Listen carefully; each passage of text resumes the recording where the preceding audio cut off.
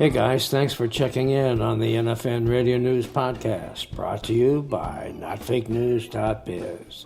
I'm Bob Gaddy, editor and publisher of Not Fake News. The Republicans, led by Donald Trump, keep complaining about cancel culture. Cancel culture this and cancel culture that. When pressure is on to remove statues honoring racists from the Confederacy, Republican white supremacists cry, cancel culture. When QAnon Congresswoman Marjorie Taylor Greene was stripped of her House committee assignments, Ohio Rep. Jim Jordan said it was all about cancel culture. I'm not sure what culture Jordan was saying was being canceled, however, unless it was the QAnon and conspiracy theory culture, and if so, I say it should be canceled. As NPR wrote recently, the phrase is so pervasive that it's arguably background noise in American politics now, just part of the wallpaper, a pair of words you might easily, or depending on your feelings, happily breeze past every day without paying it any attention. But now it's the Republicans who are guilty of cancel culture, as Not Fake News writer C.J. Waldron contends in this commentary, which I'll narrate. Take a listen to the GOP's own cancel culture from notfakenews.biz.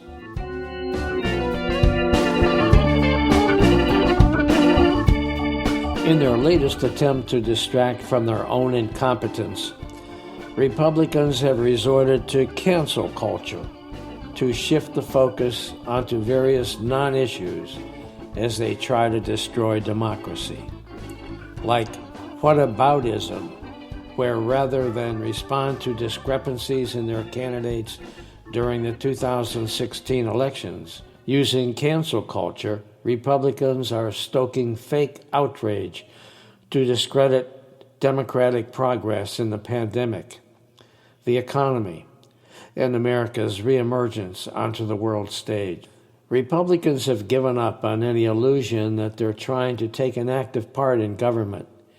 Instead of holding those accountable for the January 6th insurrection, they want to hold hearings on security lapses. Instead of addressing the pandemic, they argue about government spending. Instead of working in a bipartisan fashion, they accuse President Biden of governing by fiat because of his multiple executive orders aimed at reversing the policies of the Trump administration, much established by executive order. Senate Minority Leader Mitch McConnell, the Republican from Kentucky, has asserted that his top legislative priority is to 100% oppose President Biden's agenda. Much like his declaration to make President Obama a one-term president, Moscow Mitch is locked in on a program of obstruction and denial.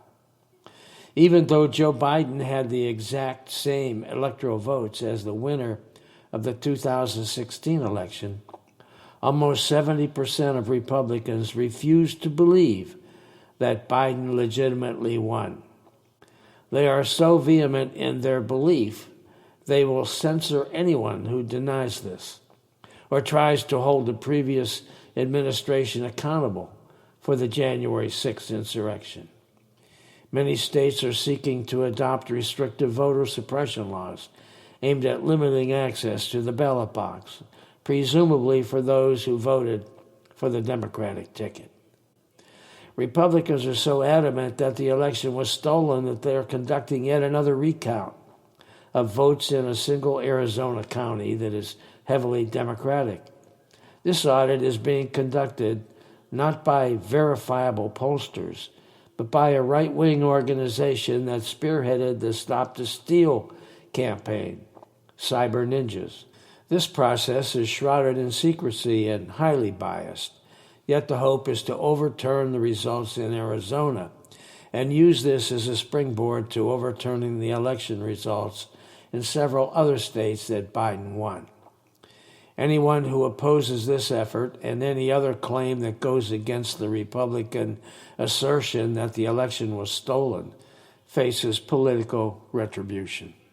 Representative Liz Cheney, the Republican from Wyoming, was ousted today from her number 3 position in the Republican Party for refusing to toe the party line that there was massive voter fraud in the 2020 presidential election. Republicans attempt to deflect from their heinous actions by accusations of a prevailing cancel culture that woke Democrats are attempting to inflict on the nation. With everything from Mr. Potato Head to Red Meat to Dr. Zeus, the implication is that Democrats are out to destroy America by eliminating everything that real Americans hold dear. Like MAGA, it harkens to a simpler time, which only existed in the imagination of the cult that Republicans have become. Despite their assertion that Democrats are the purveyors of cancel culture, it's Republicans who are guilty of this action. When NFL players took a knee to protest police brutality, Republicans boycotted the NFL. When Major League Baseball moved the All-Star game out of Atlanta to protest the new voter suppression law, there was a call to boycott baseball.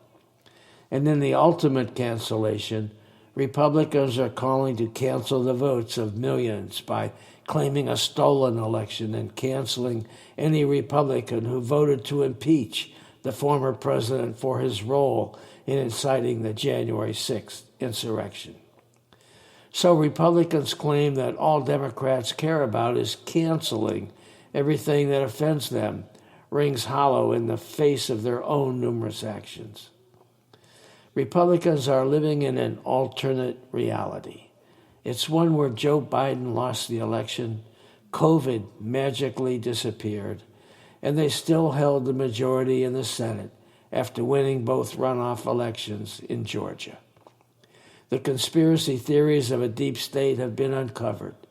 Democrats have been imprisoned or, in some cases, executed in televised events that became the new must-see TV.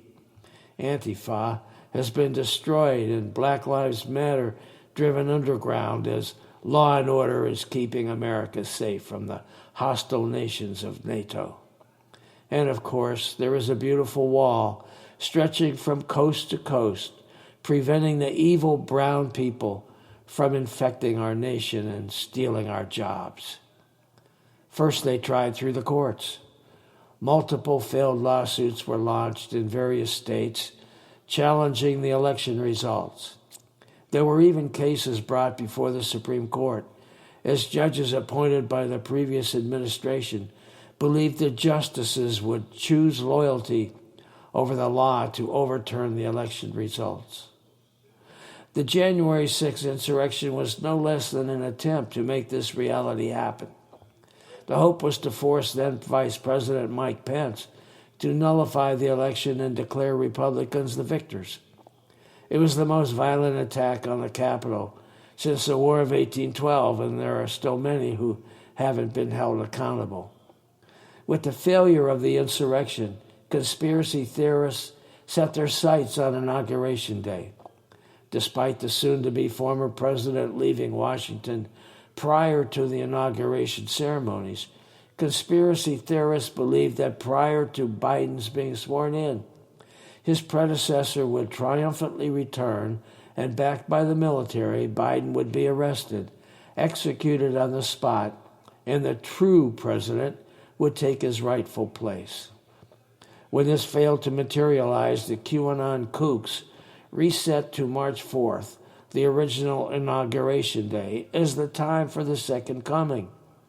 They reasoned that since the date of the inauguration was changed, there were no other legitimate presidents since.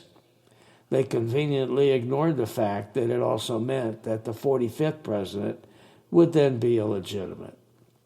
What is the future of the Republican Party?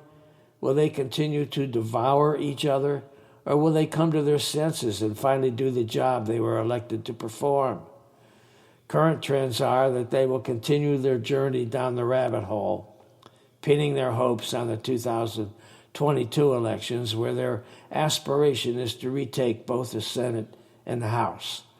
The problem is, following the insurrection, thousands left the party, and the latest polling, which Republicans have hidden from the twice-impeached, one-term former president, shows his unfavorable ratings to be 15 points higher than his favorable numbers.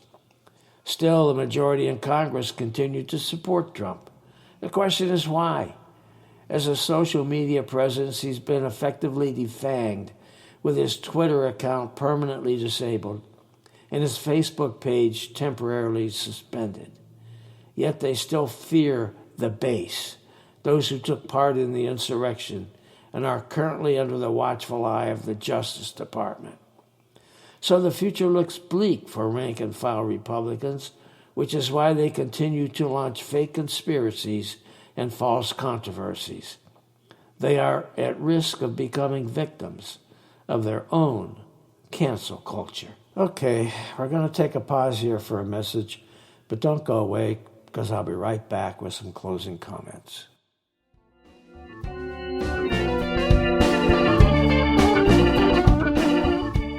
Thanks, guys, for listening. I hope you enjoyed this podcast and that you'll come back on a regular basis. For regular listeners, you know that we provide narrations of commentary published almost every day on notfakenews.biz. Narrations like the one we just did. But we've expanded our offering to include newsmaker interviews, and we're going beyond the world of politics for those, presenting guests and topics that I hope you find interesting and enlightening. And I'm thrilled that my old boss from Capitol Hill days, former Governor Jim Florio of New Jersey, has agreed to co-host some of these interview shows with me. He offers a great deal of insight from his long career in politics and public policy. So that's just another reason for you to follow NFN Radio News so you don't miss an episode. And check out notfakenews.biz, where you'll find new material just about every day by some excellent writers with perspectives on a whole range of topics. You can sign up as a member at notfakenews.biz. And of course, it's all free. Also, let your friends know about this podcast and about notfakenews.biz. Our goal is to be informative and entertaining as we comment on the latest developments in the news with just a little lean to the left. This is Bob Gaddy signing off for NFN Radio News and notfakenews.biz.